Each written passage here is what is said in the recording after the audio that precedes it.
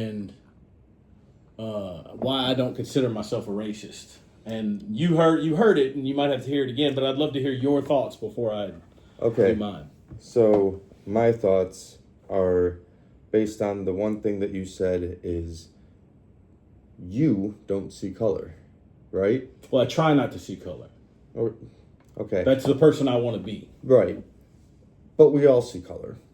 And I think that the whole I don't see color is a silly statement personally, but that's something that people have to say these days or feel that they need to say, because no matter what, if you are a different color than somebody else, you're always tiptoeing and walking on eggshells, unless you truly know and love these people, right? And you have friends that you're close to, and then, hey, I can talk.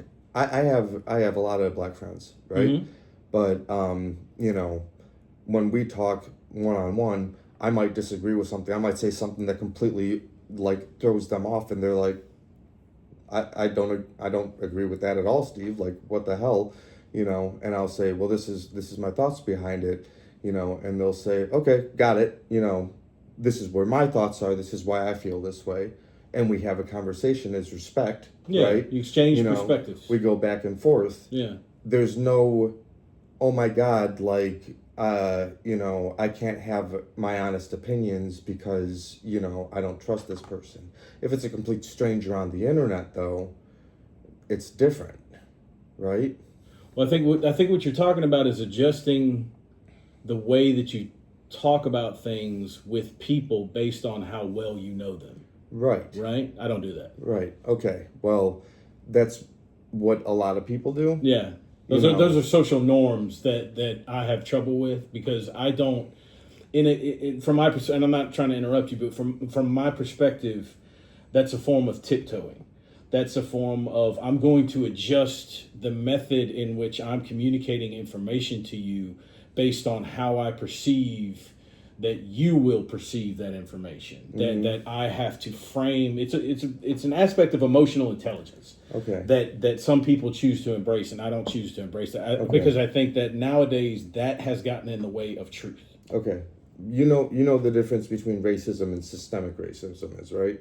I do, but I want to hear you define it. So racism, right, is the concept of, basing an opinion off of somebody's skin color or ethnicity or whatever. Well, no, that's not what racism is. I can hear me out. I know that's I'm not saying everything. Yeah. Systemic racism is a system that has the same belief systems of these racisms, right? Controlling people, right? Okay. Does that make sense?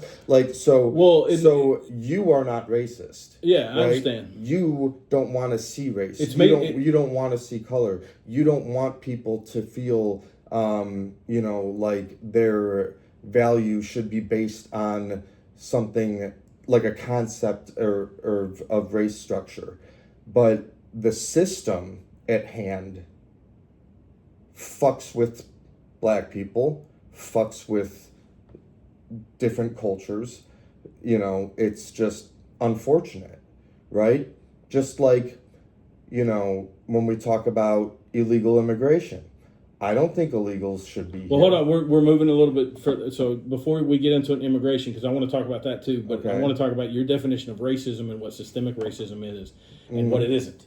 Okay, so racism is the application of racial prejudice or bias by one person or group or institution, whatever it is. It is the application of prejudice or bias by one race against another race, and it includes an element of superiority and inferiority. That white people are treating black people different, not just because they're a different race, but because they are inferior to white people. Sure. That superior and inferior relationship is essential for understanding racism. So systemic racism is a term that comes from critical race theory times. I mean, it's an abstract concept that's bigger than any critical race theory, but the idea of modern systemic racism is that it cannot be wielded by any race that does not hold systemic power. That if because white Americans are the majority of people who control the avenues of power and the decision-making process in America, they are the only race that can be racist. That's the opinion of the CRT, systemic racism stuff. Sure. And whenever I disagree with all that, just so you know, because the abstract concept of racism that is applied prejudice. Even whether or not, because that's a majority of the stuff we consider racism now, it's really just prejudice. So okay, but hold on, I'm almost done. I know I babble a lot, but give me just 1 second. The things that we are now calling systemic racism are leftovers from the idea. There was a transition in between the 60s and the 70s where our racial politics they no longer want equality. It's no longer, I want you to see me as a man. Don't see me as a black man, just see me as a man. The idea that we are all just equal Americans, equality. Critical race theory was born out of the early 70s, out of the frustrations of the civil rights movement when they didn't see the results that they thought they should. And I say they, I mean, we're talking intellectuals. This is from France. It's not any one or two people. It's Derek Bell. There's a couple other people. But they developed this theory that moved from, it is exactly what you said, that the system itself produces racial inequality because it's built on a legacy of racial superiority and inferiority. It creates a system that is unavoidable in terms of like being racist. Okay. And their concept was to apply equity, weighted scales to balance racial justice. And that's wrong. In my opinion, that means you are what you're doing is you're doing the exact same thing as the past. You're treating someone differently based on their race, but now you're doing it for what you consider to be a good reason. But to the people that are being discriminated against, it doesn't matter. The net result is the same. They're still being discriminated by their race. So let me jump in here. Okay. Because I don't want to lose this thought. Remember how your comment was that what have white men done, right? Like, well, are you going to do that, or do you want to respond to what I just said? I want to make sure we're on the same page for racism and systemic racism. I want to make sure we understand what these are, because there is no systemic racism. But there is. But no, there's not. There are effects. Let me explain though. Yeah. Let me explain though the reason why I'm going to say this, because they're connected. So you say, what have white men done? White men have built the modern world. Built the modern world. Yes. Okay. How? Every political, military, and government leader in the United States of America was a white male for the vast majority of this country's history. Certainly all the way up until our modern prosperity. Okay. And even today, the majority are white men. That's one of the complaints that people have about the systemic racism and stuff. No. So white men have been the majority of the American leaders that have created this. Financially, politically, internationally, militarily. Okay. Name the category. And you think that what has been created is fair to everybody? No. Fair is an abstract concept that doesn't exist in nature. Is it equal to everybody? Equal is an abstract concept that doesn't exist All in men nature. are created equal. Okay, so... In the Constitution. Yes. Right? Yes. Do you know where that comes from?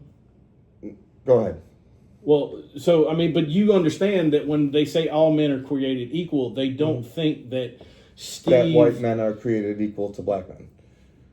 Well, we can talk about that if you want. Whenever they did say all men are created, that's what's called the founding hypocrisy. And I'm not defending that. You are 100%, that's the founding hypocrisy that the founders tried to create a country that was liberty and justice for all. Yeah, that was the start of the systemic racism that you say doesn't exist, though. But you're throwing the baby out with the bathwater.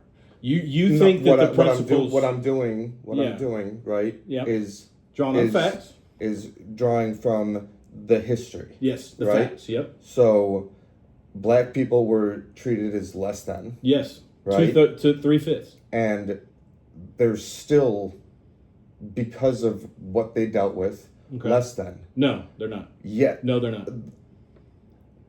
They are, right? No, they're not. When it comes to where they're capable of coming from. No, that's wrong, and that's prejudice. that's reality. You're saying that black people are different because of what they're capable of where they come from. The Tulsa, Oklahoma 1920s situation, right? Race riots, or not race riots. It's the Black Wall Street they destroyed. I know what they you're talking destroyed. About. Yep. Right? 1920s. Yep. Like the wealthiest African American area. Yeah, one of many atrocities. Right. Many. But black people were doing well there. They were. And the black... And it was wiped the frick out. Yeah, it was. Okay? You're right. And it's it's an atrocity. I'm not denying that. And they weren't able to rebuild. Okay. Okay? How many people died in the Tulsa... How many people died in that? Don't know. Let's say that event set the community of Oklahoma. We won't even limit it to Tulsa. We'll limit it to Oklahoma.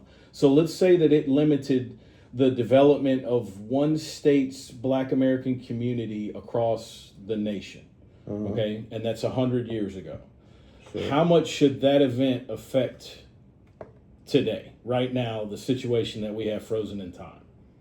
That's what you're talking about. Is 100 years ago. It happened in one city in one state. Now, I'm not denying it. Like I said, you want to talk about. We can talk about the Tuskegee experiments, redlining. I mean, we can go. There's been atrocities. The New Deal was specifically designed to exclude black farmers. I mean, there's atrocities. I'm not saying there's not. What I'm saying is the modern world. But you think that white privilege doesn't exist then? White privilege is a whole other conversation. But it does in a certain way. In a certain way. In a certain way it does. But the problem that we have today, there are many problems that we have today. But one of them is that we can't sit down and have hard conversations about individual responsibility and the responsibilities of a society. Okay? One of the things that you were talking about was how well black Americans were doing, and you were 100% right, all the way up until, there's a gentleman on Facebook I'm going to plug, and I don't know if I'm connecting myself to horrible beliefs or not. He's a black man. He's an intellectual, but his name is Chad Jackson, and he's very like anti-MLK. I mean, he's a historian that talks about how MLK might have some communist leanings. He's not 100% on a bunch of the stuff he's talking about, but he gives it a perspective, a unique perspective to this whole thing. But black American communities were doing very well right up until the Civil Rights Act, when the government stepped in and started incentivizing these single mother households, and it started to just, I mean, there's no one thing, and there's a lot of these decisions came from those white men who were in power. The war on drugs is another. Michelle Alexander wrote a book called The New Jim Crow that's worth reading. There's a lot of problems when it comes to race. Yes. Period. But that's the thing. It's like race has been part of politics from the beginning. It's America's original sin. It's America's original sin. And it's the founding hypocrisy. And it's a damn shame. And as much as you don't want racism to be an issue, it's not that I don't want it to be an issue. My point is, what's the solution? What's the solution? Not to just to stand quietly. Right. Well, and this is why I say this, right? If we had to choose between ignoring race or paying attention to race, what should we do? Because you say that we need to talk about black people having this world because white people gave them this world. That's not what I said. Well, I said white men built the modern world. White men built the modern world. Yes, that is correct. Off of whose backs? They didn't do it alone, if that's what you mean. No, they didn't do it alone. Off of whose backs? It was slaves, women, Chinese immigrants, Native Americans, other white men, the church, and all the people that the church I mean, I can go on and on. They didn't do it alone. Who's in charge? The entire time we're talking about our history, I'm talking about... And that's problematic. It's problematic from a certain perspective, but you also have to look at, when I say something like white men have built the modern world, that's not racist. It's not outrageous. It's not prejudiced. No, it's not extreme. It's true. It's a fact. It's true. Right? Okay, so they didn't do it alone. It's problematic that is the case. Okay, right? We live in a modern world. We are so safe and secure that we have literally established that the government has a priority to provide protection from fear and want. That came from a president. It was established, the four freedoms. Do you think that certain people right now are living in fear? Yes, definitely. Are you afraid of anything? Yeah. I'm living in fear in certain ways. Yeah. I would dare say that every single American, every single person in this world is living in fear in some way. Every single one of them. So that's 9 billion people. But how many of those should we feed? All of them? I don't know. Yeah, me neither. But those are the hard decisions that you have to make when you're governing a society. But what I can say, because I'm aware that war is necessary in certain situations. Agreed. Right? Yeah. But the reason why war is necessary is because of the military-industrial complex. Right? Well, no. In my opinion. Well, like it's not why it's necessary, but that's. But it generates economy. Yeah. Right. Yeah. It's an economic thing. Yeah. Right? It becomes self-sustaining. There's an investment in war. Right. So And the fact that people, said Trump will never take us to war, and then we're in a war. Yeah. Right. It's like the war would have happened whether it was Trump or whether it was Kamala. Right? I don't know about. Yeah. I don't know. I don't know what Kamala Harris would have done. What I know about Iran, and you were in Afghanistan, so I don't know how much you know about this, but Iran has been killing American service members for a long fucking time. I was in Afghanistan in 2005. It was a well-known fact by the time I got to Iraq in 2008 that the majority of the attacks that are going on, these insurgent attacks, they're coming in various ways from Iran. They're getting equipment from Iran. They're getting training from Iran. It's one of those things that it's published out there in some of these statements from the Pentagon, but it's not something people really talk about because it's the limited war concept that nobody wants to do this nation state on state war. How many Iranian missiles have hit America? American homeland? Yeah. None that I know of. Yeah. Do the service members not matter if they're overseas? Oh no, they matter, but I want you to think about this. Yeah. What's more acceptable in? Well, be careful with that word. What's more acceptable in societal norms? See, that's very vague. Go ahead. I'm listening. For the general population, right? For a service member to get killed when they're fighting a war, or when a civilian is killed while service members are fighting a war. We are blowing up their cities. Yeah. Women and children are dying. Yeah. Civilians. Yeah. And our president just said publicly that he wants to wipe out an entire civilization. Not their military. Yeah. Kill them all. Wipe them from the face of the earth. Wipe the whole. Yeah. Right? Yeah. That's not okay. Which part of it's not okay? Which part of it is? Which part of it is? Yeah, which part of it is? Psychological operations. And let me be clear before I say anything. I disagree with all this. I'm on your side for everything that you just said. Okay. I can argue for 100% that we shouldn't be overseas in Iran. We shouldn't be overseas in Israel. We shouldn't be in Ukraine. I don't give a fuck about Taiwan. I don't care about any of these places. Agreed. I 100% agree with you, and I would be standing on your side. The reason I'm about to give you the other perspective is because I understand the other perspective, and I can provide it for you. And I want to discuss it in a way that we can all try to increase our understanding. Absolutely. But I'm telling you that before you start because I want you to know I'm going to be telling you some stuff that I don't even really believe, but I understand it. Okay? So let me tell you that another way. I don't necessarily support it, but I understand it. Okay? So first of all, war is hell. Okay? There has never in the history of the world been a war where civilians didn't die. Yeah. And usually more civilians die than service members. Now, the American military has proven in Venezuela and Iran that they are the most efficient, lethal. I could go on and on and on, but can you agree that there's some pretty fucking badass shit that the American military can do in terms of 100%. like putting some hurt on? You know what we've done in Iran? They took 100%. out like the top 700 people in Iran. Yeah. But whatever it is. So we measure the success of an operation based on did it achieve a subjective and how few civilians got hurt. Now, how you define a military member and a civilian, you get iffy on that shit, especially when you start looking at what guerrilla warfare looks like, okay? But I've been involved in the planning process. I know you've been on the front lines and shit. There are no staff sergeants who are spraying down people. It happens, but it's not usually not who the honorable soldiers are, all the way to the top. They want to try to avoid any civilian deaths that they can. Okay?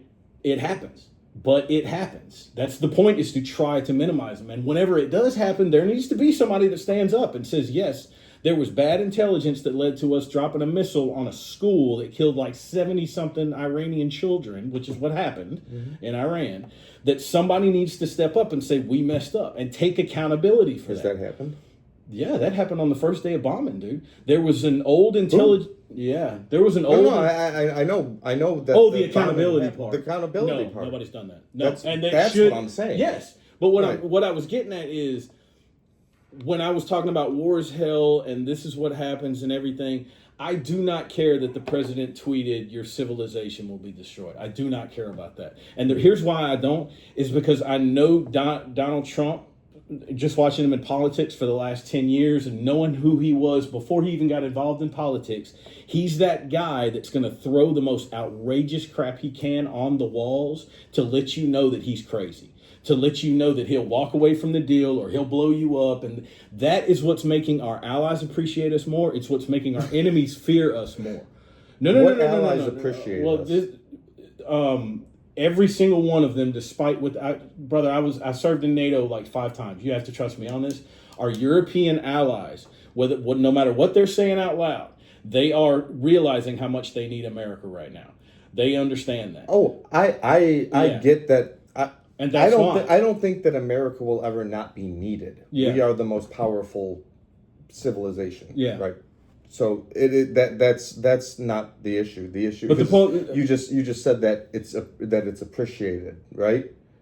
That Trump's actions that are our allies are appreciating this. Yeah. The people who understand how societies work at that level of their government, they appreciate America. I don't know anything about the voters or the politicians that are out there giving campaign speeches, but I'm going to tell you right now, the people who understand the geopolitics of NATO and Europe, they appreciate Donald Trump now. Now, when I say here, let me backtrack and let me make sure we're communicating effectively.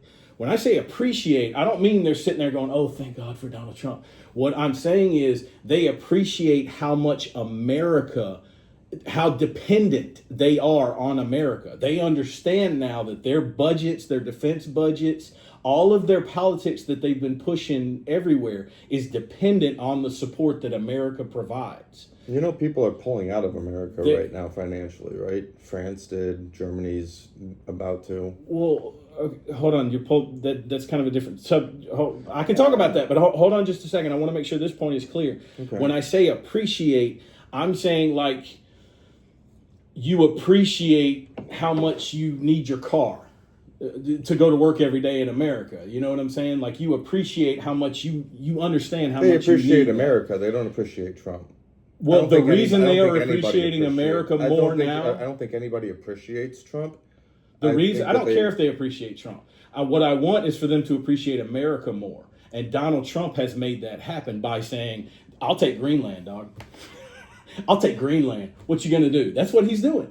And hey, I'll shut down the Suez Canal. I don't care. Europe's the one getting all this oil. Why am I defending the Suez Canal from Iran? So you know, and then they'll walk away. I'm cool with that. You know what makes that even more concerning? What? What makes that even more concerning is the fact that a lot of people say that you can't compare Trump and Hitler. Right? Hold on. I say that, but yeah, go ahead. Go ahead. So you can't compare Trump and Hitler. I mean, you can. You can. It's actually... It's ridiculous, but it's not. It's actually even worse because Hitler had Germany. Yeah. Which was on the brink of, collapse, basically. Yeah. Which is why he gained power in the first place. Trump has the same kind of ideologies. No. He kind of does. No, he doesn't. It's just not against the same people. No, it's not. It's not even in the same ballpark. Okay, I think it is. But regardless, he has the ability to do what? Do whatever he wants. No, he doesn't. He doesn't even control his own branch. Well, I mean, What I mean is, he is the head of the most powerful country, right? He's the most powerful man in the world. Yes. Hitler was not the most powerful man in the world. Agreed. If Hitler was the most powerful man in the world, we'd all be living under. He might have been at the time. Germany's military was. He might have been at the time, but that's a good. I didn't think. I haven't. America came in and cleared before that Pearl shit Harbor, up pretty quick, didn't they? Before Pearl Harbor, America wasn't in the top 20 most powerful militaries in the world. Our defense spending, our defense spending has never been reduced since Pearl Harbor. Mm-hmm. But before that, it was an expeditionary force. Remember, World War I was the AEF, it was American Expeditionary Force. We didn't have this huge standing army. Mm-hmm. So, but I didn't know but I get what you're saying. But no, Trump's not Hitler, not even close. Okay, so but we disagree. Do you want to know why I feel like he is? Well, yeah, go ahead. Yep. Because Hitler, the reason why he was good at getting into power was because of the way he spoke. It wasn't because of his thoughts. That's a big part of it. Right? But that wasn't the only reason he got into power. That was the reason he got found. One of the reasons. Okay. Maybe the main reason. What was the guy's name? The person that was in charge that found him, Ekimov or something like that. I don't know. God. I don't know what you're talking about. Gosh. So basically, you have to watch Netflix. They have a special called Hitler's Inner Circle. Okay. And it talks about the gentleman that basically was the puppet master at first, because Hitler was just a puppet at the beginning, right? Because he wasn't polished. He would go to... What's the difference between a puppet master and a mentor? I'm not trying to throw you off. It's just same difference. Do you remember when I texted you and I said I wanted to talk about present perspectives of historical things like that? But this is a great example of what I'm talking about, because the idea that someone, I don't know this person, so I don't know how true this is, but the idea that somebody was a puppet master for somebody else, I mean, from a historical perspective, that can just be a narrative that's created because it was a mentor. It was somebody, because do you have a mentor? If you don't have a mentor, find a mentor. Everybody in the world should have a mentor. Mentors. There you go. But that's what I'm saying is that what's the difference? But if, say, he gives you advice to do something and then later found out he had the same beliefs about the subject that you did, now it looks like he's a puppet master. You know what I'm saying? But anyway, go ahead. You were talking about the guy who found Hitler that was the quote unquote puppet master. So there was this little there was a speakeasy type of situation that they were all in. It was like a small like backdoor like Freemason type of shit, right? Like this story's in Nuremberg. I know what you're talking about. Yeah, okay. I don't remember his name. Yeah, and they're having this meeting, and Hitler was there to spy on this meeting. For who? I don't know. Okay. That's the thing, is like you watch this. There's more research to be done after watching a very complex documentary. Yeah. Like Hitler's Inner Circle is a 10-episode documentary. Yeah. Okay. And it just goes deep into everybody, right? But the guy who picked up Hitler was there listening to people speak and got riled up and passionate because he started agreeing with what he was spying on. Oh, really? Yeah. He pulled him over from the fold. He became a double agent. Yeah. Yeah. And he was like, he got up on a table. He starts, making a speech. And everybody in there was like drawn to this random person that just started speaking. And then, but, people were blown away. Hess, I believe, was there, and that was when Hess fell in love with him. Well, so do you want me to explain to you why Donald Trump is not Hitler? Not even close. Well, not even in the same ballpark. Sure, but hold on. Okay. Because I'm going somewhere with this. Oh, I'm sorry. There's a reason. So he got powerful all because he knew how to rile people up and speak to them. Yeah, it's called a demagogue. Okay. Yeah. So Trump riles people up and gets to them, the largest groups of people. Yep. Okay? Nazis, do you think that Nazis thought when when they were Germans before they became Nazis, before the Nazi Party existed? Do you think that those people thought to themselves, one day I'm gonna be history's biggest villain? No. Not a fucking chance, No. right? But they are. Well, yeah, you could say that same thing about women who get abortions today. They can't even conceive of the idea that they could be some of the most horrible villains from history, right?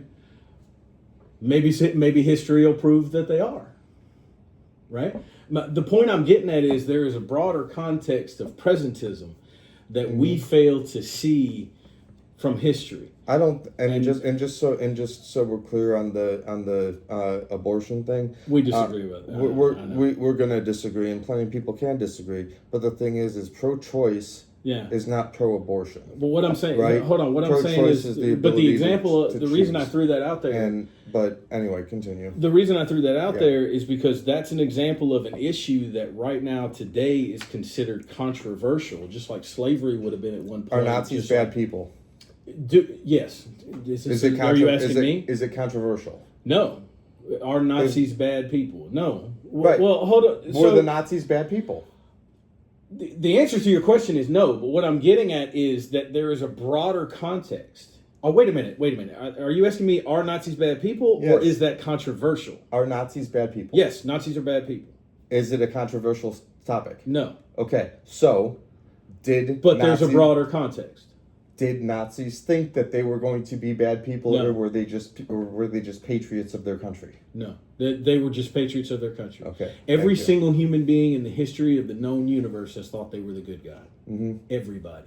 The Aztecs that sacrificed thousands of individual humans so they could have a more bountiful harvest thought they were the good guys. The people who sacrificed babies to altars before the time of Moses thought they were the good guys. Everybody thinks they're the good guys. Yeah. There's a lesson in history about that for us.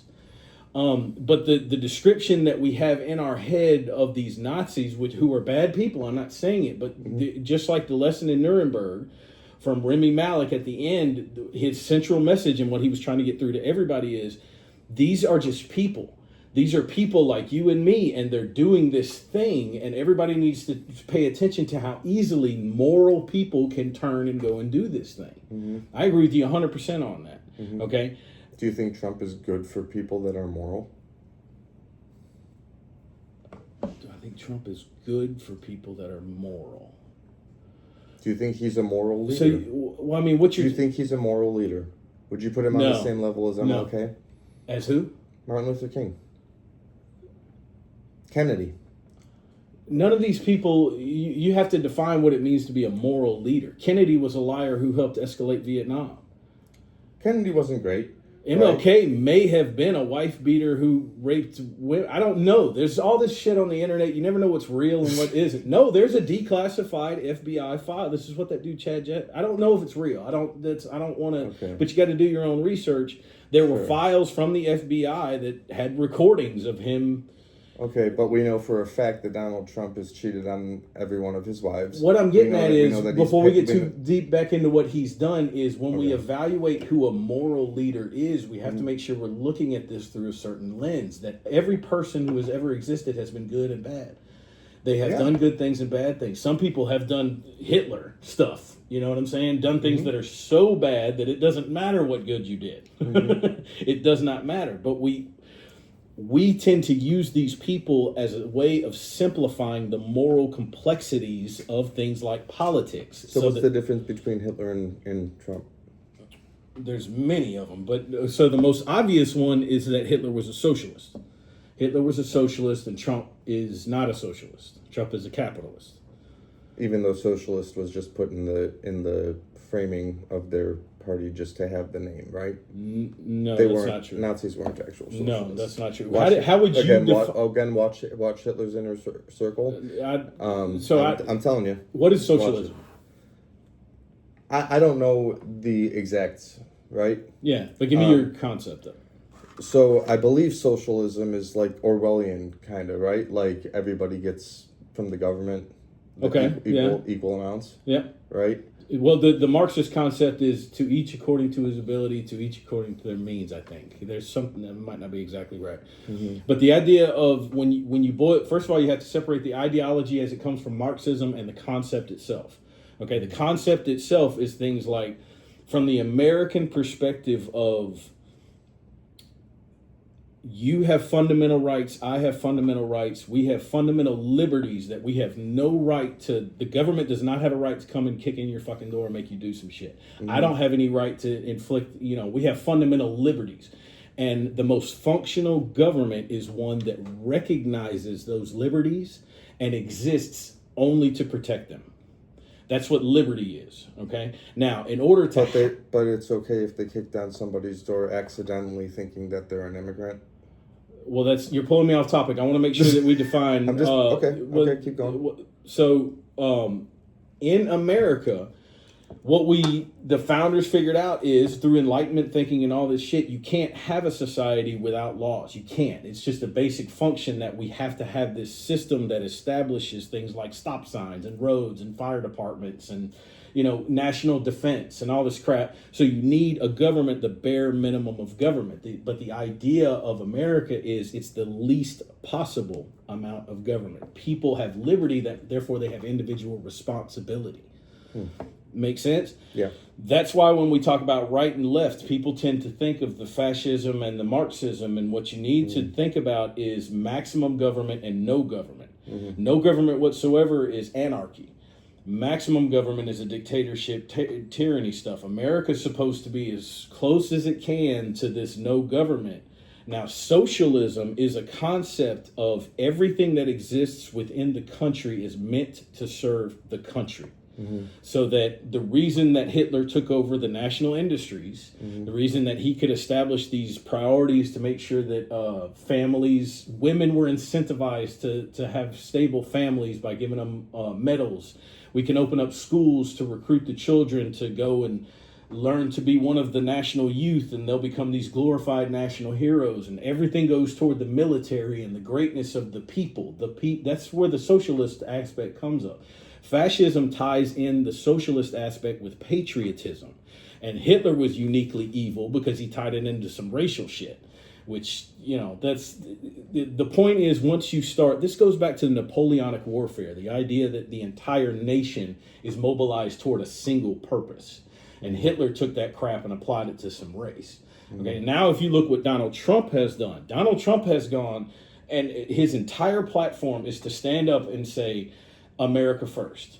Make America great again. Whatever you think these slogans mean, he is one of the only people who's standing on the stage and saying, I don't care what you think. I don't care about all these crybabies over here. I don't care what China thinks is going on. I don't care how much Europe loves our current trade situation. I don't care how much the Middle East is enjoying their stability that they can send oil. What I care about is what's best for America and Americans. And really underneath it that he's not saying is the glorification of his own ego. I care about winning. That's what he's doing. But my point for Donald Trump is, while trying to be a narcissistic asshole who becomes in his mind, he wants to be the greatest president in American history, okay? What if he accidentally becomes a good president while trying to do that? What if while trying to do the best things for America possible, he accidentally is a good president? So everything that you just said is very similar to what Hitler did. Despite the differences in the national political concepts, that Donald Trump's not a socialist who wants to nationalize industries and force kids But Hitler wasn't a socialist. Yes, he was. He was a national socialist. How was he a socialist? The Nazi translated to German back to English. It's an acronym. I understand it stands that. for What National did they do? Socialism. What did they do that was socialist? They nationalized industries. They nationalized everything. They were a socialist country. It was mixed up. Hold on. You think that the Nazi Party was left leaning? I think they were socialists. But the Nazis are a far right group.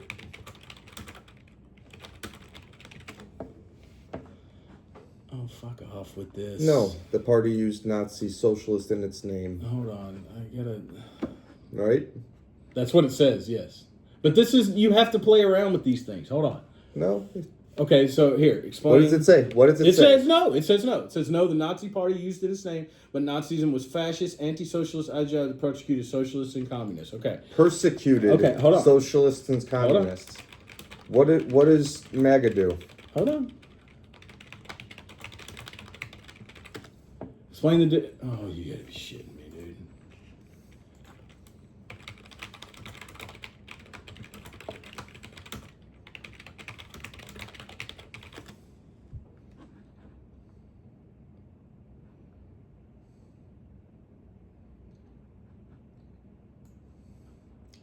Fascism, far-right authoritarian system.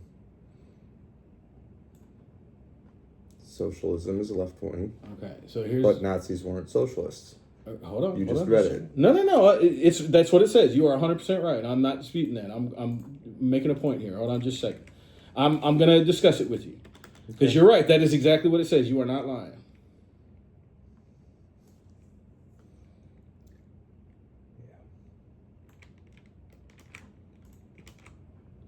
Okay, so what it says is these concepts far right and left wing. Mm-hmm. Okay.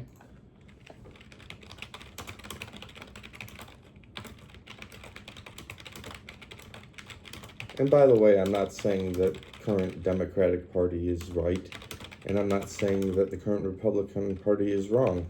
I'm just saying They're both wrong. that they're both wrong, and I'm saying that MAGA is so similar to Nazis and Hitler is so similar to Trump because of the fact that Trump speaks the way Hitler spoke. Well, okay, so you keep saying that, and here's the thing. The reason I clarified and told you that that's what a demagogue is, those exist anywhere that a democracy exists. They came from ancient Greece, they've been in Rome, they were in Weimar, Germany. There are the people that can stand in front of a crowd and weaponize the emotions of the electorate in a way that causes them to give him support.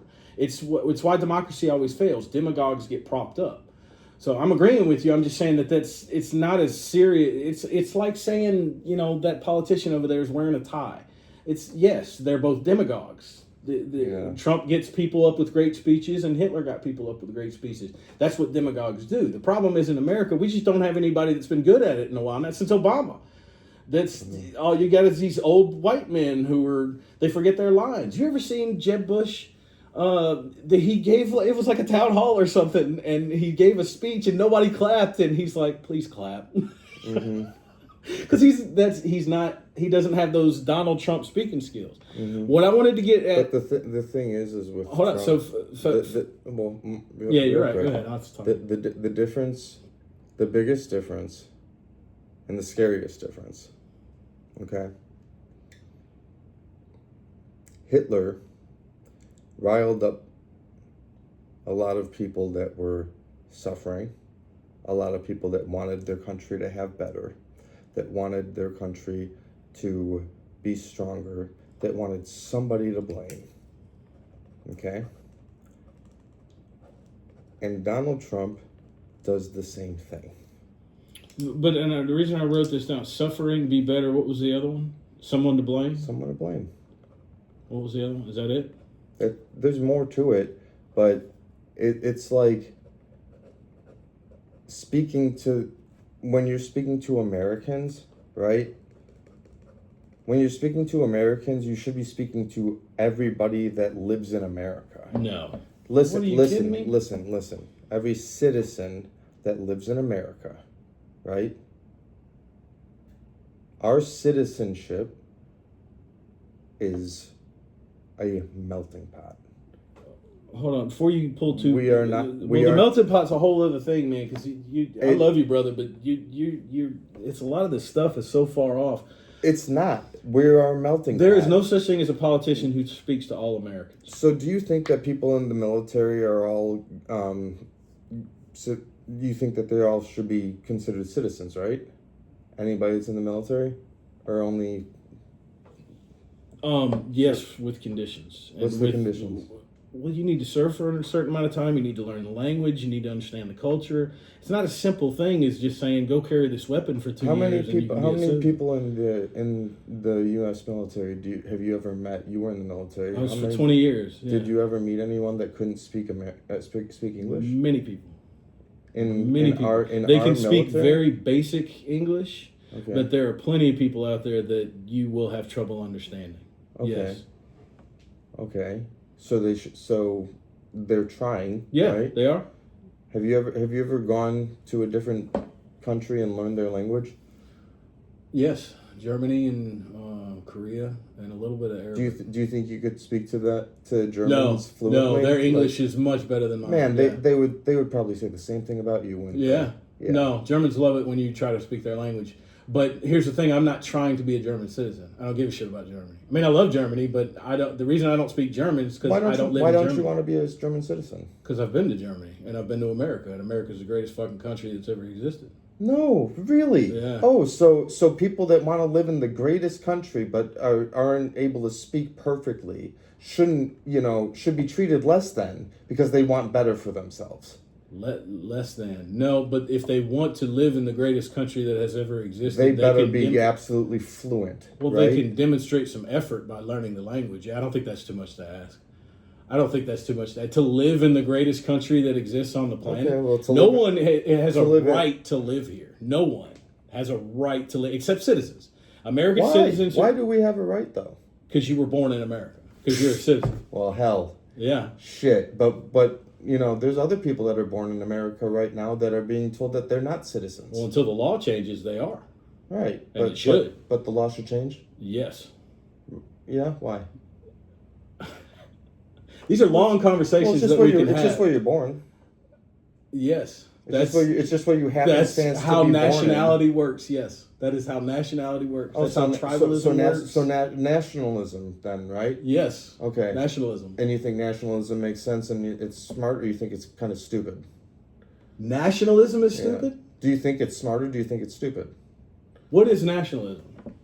I want to make sure that we're on the same page. Nationalism is pride in your country, pride in your nation, pride in where you come from, and your history and your background, and we're America first, right? Yeah. Is there something bad about what you said that I'm not catching? Because that's why it seems like we disagree, that you think it's absurd that I'm saying nationalism is good. And I want to make sure that we're talking about the same thing. There's great things about patriotism, and there's great things about being proud of where you're from. Yeah. I'm a proud patriot. What's the difference between patriotism and nationalism? I love America. Yeah. Right? I got a flag. Yeah. Right? So I was in the military. I am very proud to be an American. Okay. That's patriotism. What's the difference between patriotism and nationalism? Because nationalism, you were given your circumstance of being a citizen by being born here. Yes. That's it. I was blessed. You were blessed. The word I use, yeah. Yeah, but fuck everybody else that wasn't, right? Well, I mean, depending on the context, yes. Depending on that's called tribalism. And that's why nations have borders. That's why ancient cities had walls. That's why what you're talking about is a world with unlimited needs and limited resources. There is no way to feed every hungry child. You can't feed every stray cat. You have to make sure that you are not allowing the psychopaths of society to carry guns. Should be processed. Yeah, I agree. So there are but they make it pretty easy to carry a gun. So, but what I'm getting at is that there has to be limits in a society, and one of the limits that has to be established in order for security to exist is national borders. You have to have a limit to where other people are outside if they don't share your values. If they grow up in this isn't all Muslims, but if they grow up in a Muslim country and the only white women they see are porn stars, and then they go to Europe and they see these women and they think it's okay to run up and grab them. Do you see what I'm saying? We need to understand that I'm not saying that happens I'm not saying anything discriminatory. I'm just saying that's one example of you've been outside of America. Not everybody has our culture, right? 100%. So it makes sense to have a national border where you have patriot. That's why I keep saying I don't understand what the bad thing about nationalism is. Patriotism and nationalism are the same thing. The issue with nationalism is thinking that you're just better than others because of where you're from and being there. It's just weird. Isn't that kind of being on a team, though? Have you ever been on a team anywhere, like a sports team or anything, that you weren't like, we're the best fucking team? We are the best team. Exactly. I love America. Yeah. Right? But I don't think that I'm better than other people that are in my country. I don't think I'm better than anybody. Okay. Anybody. We are equally close to God and made in His image. And whether you believe that or not, even in the Constitution. Except when they're not born in America and aren't the same color as us and, stuff like that. Like, that's the problem. I do believe that American citizens have more rights in America than non-American citizens. I do believe that. I think that they should. That's ridiculous. That's absurd. How do you No, I think that maintain they the borders? should. Then you don't. They should what? What you just said. Have more rights. Oh, okay. I thought you were saying that non-citizens should have the same rights as American. Okay. No. Yeah. Then we agree. Yeah. But what I'm getting at is, we are just very fortunate. Yeah, we're blessed. Right? Is the word I use. Yeah. We're very fortunate, but there's people that live here that without people that live here, that shouldn't be here, our quality of life would suffer immensely. What can you explain what you just said? I didn't understand it. So there's illegal immigrants here that would love to be legal immigrants. Okay. Right? Would love to be legal, would love to be citizens. Okay. That are getting paid next to nothing to do jobs that American citizens would never want to do. Okay. That's the people. It's the end part I have a problem with. I don't care about the economy. Hear me out. There are people that live on welfare that complain about how they can't get a job when really it's they won't get certain jobs. Yeah. Right? Because it is more efficient for them to live off of the government than to do an actual job that pays next to nothing and pays less than the government pays. Yeah, they don't have to work. If you don't have to work, who the hell would work if you didn't have to work? And that's right. What you're talking about are those Americans that they don't have to work. It's crazy. Yeah. Right? Yeah. But if you take away all the people that are here illegally, mm-hmm.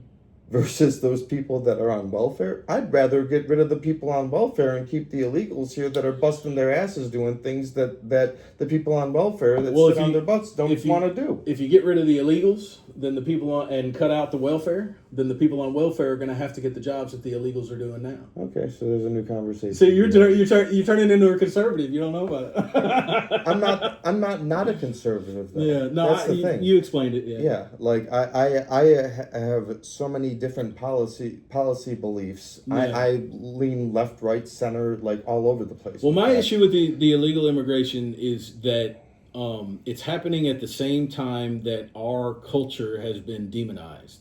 Mm-hmm. And it's happened from identity politics, and it's happened from all of these other... At the same time, when you have massive waves of immigrants that are coming into the country that are not integrating in a way that is reflective of... And I hate to use the English example because that's not the best example, but it's also... We all share the values of the Constitution. You don't have to be a Christian to share the values of the Constitution, but mm-hmm. believing that we all have for equal rights, liberty, and justice for all, least amount of government policy, all this crap, and that each one person that comes into the country, you need to be able to survive and take care of your family without the government taking care of you. Sure. But what's happened over the last, decades, I don't even know how far it goes back, but so... Democratic run city. There's the deepest conversation that we had about immigrations and ICE, because this is what's really happening. The Democratic run strongholds, the cities and states that are run by Democrats they've screwed up through regulations, through taxes, and through crime. They have screwed up their cities so much that American citizens were leaving in droves. It started a long time ago, but it really hit the peak in COVID.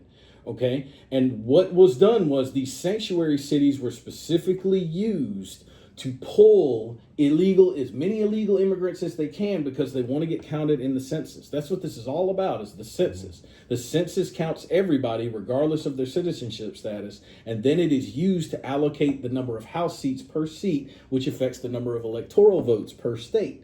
All of this shit is about hitting the buzzer. We're gonna continue this. Okay. We're gonna pause now because we're almost at an hour. Did I talk the whole time? I didn't mean to. We both talked. We both spoke. I just wanted to wrap this and continue again with the next episode. Yeah. Which we're gonna start right now. Okay. I just want to give our viewers an opportunity to take a breath. Yeah. And it'll make it easier to edit. That was a good stopping point. So, thanks for listening.